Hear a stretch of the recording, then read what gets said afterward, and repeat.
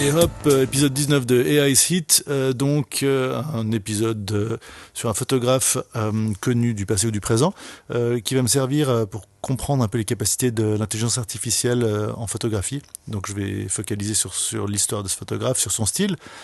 Et pour se renseigner, je vais utiliser ChatGPT, comme chaque semaine, pour le meilleur ou pour le pire.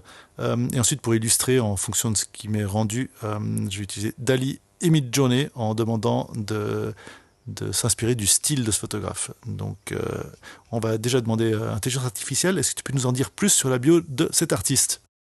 C'est un photographe et peintre américain. Il est né à Pittsburgh, Pennsylvanie en 1923 et a étudié au Rabbinical College of America avant de se rendre à New York en 1946 pour étudier à l'Art Student League. Il a commencé sa carrière en tant que peintre, mais s'est plus tard intéressé à la photographie.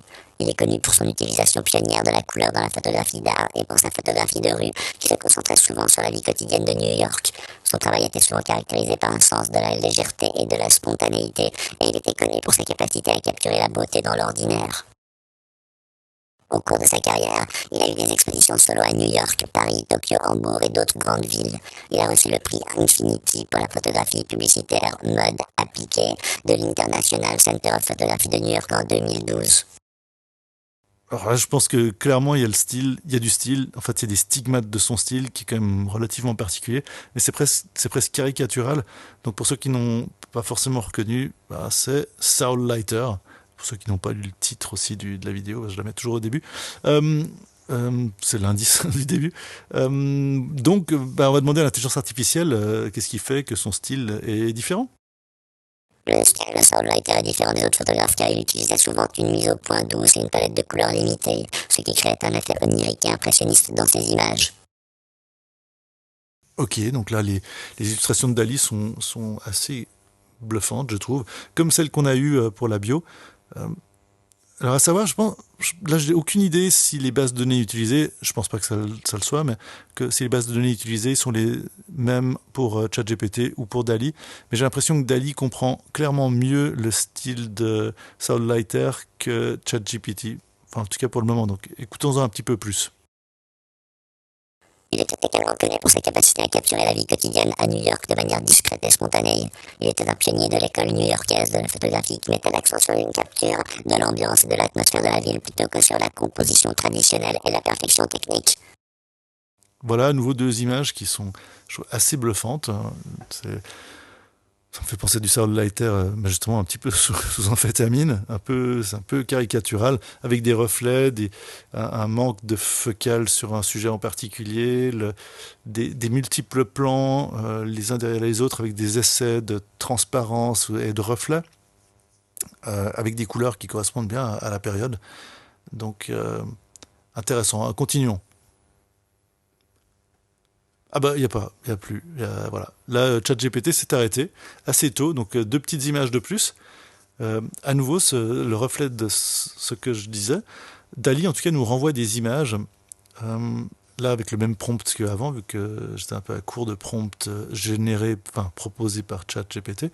Mais on a vraiment clairement l'impression que les sujets sont toujours coupés, décentrés, avec des multiples plans les uns sur les autres qui se cachent les uns les autres, de façon vraiment caricaturale, je trouve. Donc, le fait de demander à DALL-E de nous proposer quelque chose dans le style de Saul Leiter, ça lui semble assez clair ce qu'il doit faire.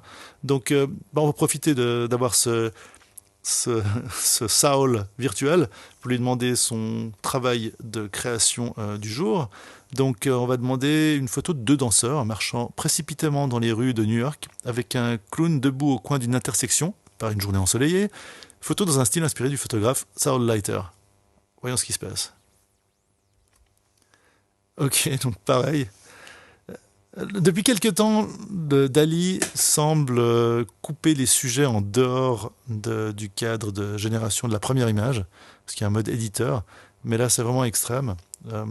J'en ai déjà parlé dans les semaines passées, depuis la possibilité d'étendre le canevas de création, mais là on a vraiment l'impression que c'est délibéré de la part de DALL-E. Je suis pas super à nouveau convaincu. Alors, convaincu, ça devient vraiment mon terme clé dans ces AI sites. J'ai l'impression de voir des clowns. Est-ce que ça danse? Pas sûr. Les positions des personnages, pas convaincu non plus. Là, je suis moins convaincu aussi sur ces deux exemples que l'image en elle-même ressemble vraiment à du Soundlighter.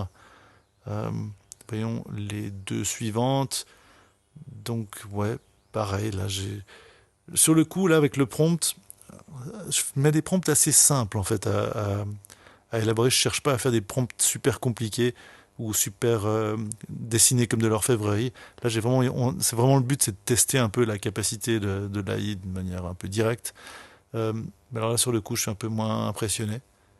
Euh, je trouve que ça ressemble pas vraiment à grand chose, en fait, par rapport à Soundlighter. Mais passons à Midjourney. Donc là, je rééquilibre depuis quelques temps. J'aurai quatre exemples aussi pour Midjourney. Là, on a un nouveau vernis Midjourney par-dessus. Alors là, à nouveau, pour le coup, pas très Soundlighter.